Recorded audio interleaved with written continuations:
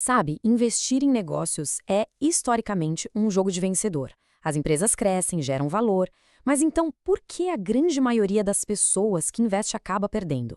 Pois é, existe um paradoxo bem no coração do mercado financeiro e hoje a gente vai desvendar isso com as lições super simples e poderosas de John Bogle. E olha, quando o próprio Warren Buffett, um dos maiores investidores de todos os tempos, fala que é melhor ler um livro do que ouvir os gestores do mercado, é porque a coisa é séria.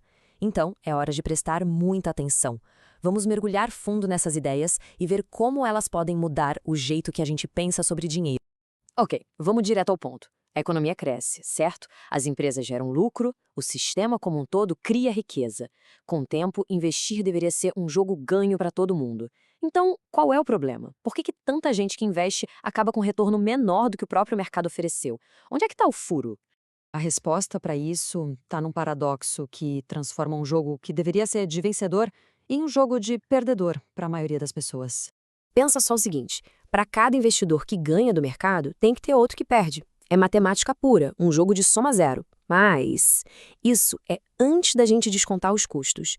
Porque quando a gente bota na conta as taxas de administração, as comissões, os impostos, aí a equação muda de figura. Vira um jogo de perdedor, onde o único vencedor garantido é sempre a casa, ou seja, o sistema financeiro.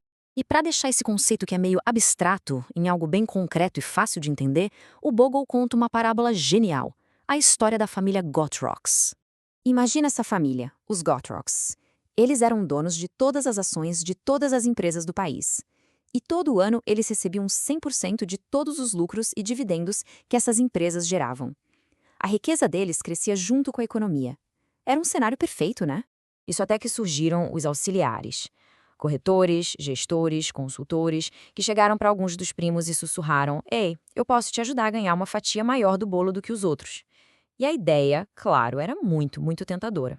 E aí eles começaram a negociar ações entre si, pagando comissões a cada troca. Depois, contrataram gestores para escolher as melhores ações, pagando mais taxas ainda. E o resultado? A riqueza da família como um todo começou a crescer mais devagar. A fatia do bolo que pertencia aos Gottrocks foi diminuindo, simplesmente porque os auxiliares ficavam com um pedacinho a cada movimento.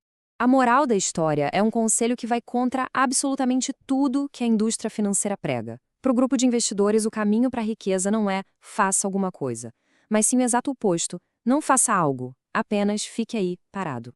E essa parábola não é só uma historinha, não.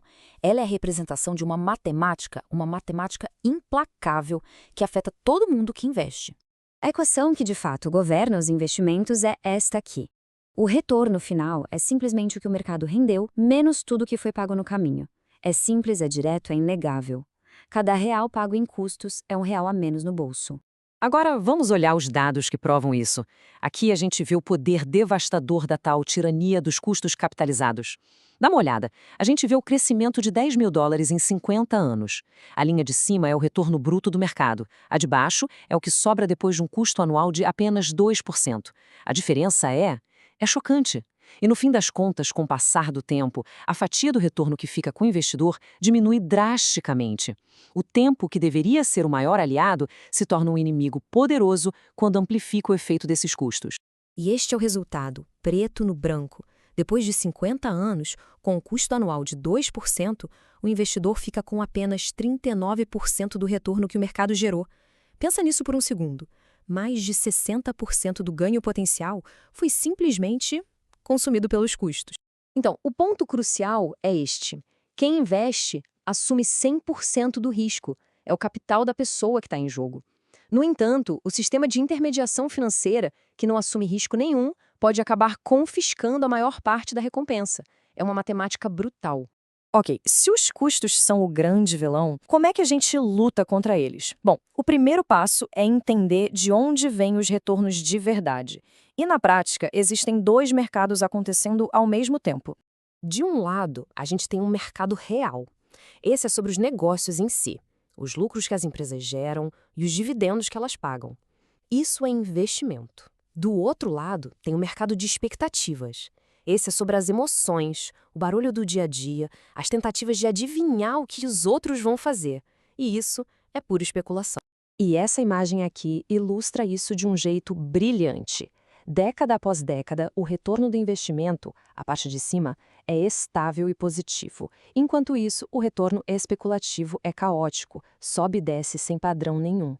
No longo prazo, o que manda é a economia real. Fim de papo. Então, se o jogo de tentar ser mais esperto que o mercado, ou de adivinhar as emoções dele, é um jogo de perdedor, qual é a solução? A resposta do Bogle é tão elegante quanto simples. A famosa analogia dele diz tudo. Não procure a agulha, compre o palheiro. Em vez de gastar tempo, energia e, claro, dinheiro tentando encontrar aquela única ação ao fundo milagroso, a estratégia mais sensata é simplesmente comprar o mercado inteiro. E o jeito de comprar o palheiro é com fundo de índice de baixo custo. Os dados comprovam isso. Essa tabela compara vários fundos organizados pelos seus custos. Dá uma olhada na última linha, o fundo de índice 500. Ele tem, de longe, os menores custos. E qual o resultado? O maior retorno ajustado ao risco. Ou seja, o melhor resultado para a quantidade de risco que se assume. A matemática, de novo, não mente. As vantagens são muito claras. Custos baixíssimos garantem que a maior parte do retorno fique no bolso. A diversificação máxima reduz o risco de uma única empresa irmã. E, um ponto crucial, elimina aquele jogo perdido de tentar adivinhar qual gestor vai ser a próxima estrela. A história mostra que os campeões de hoje raramente são os de amanhã. Com o fundo de índice, a gente não precisa se preocupar com isso. Tudo isso nos leva não apenas a uma estratégia, mas a uma verdadeira filosofia de investimento, baseada na simplicidade, em economizar e, acima de tudo, no bom senso. O mantra final do John Bogle para o sucesso no longo prazo é tão simples quanto profundo. Permaneça no rumo. Depois de definir uma estratégia com fundo de índice diversificado e de baixo custo, o trabalho mais difícil é resistir à tentação de mudar tudo por causa do barulho e da fúria do mercado de curto prazo. Então, no final das contas, o segredo para investir com sucesso não é tentar ganhar o jogo dos outros, aquele jogo da especulação, da escolha de ações, das taxas altas. Não. O verdadeiro segredo é garantir que a gente não perca o nosso próprio jogo, capturando a nossa parcela justa dos retornos que as empresas do mundo real generosamente oferecem.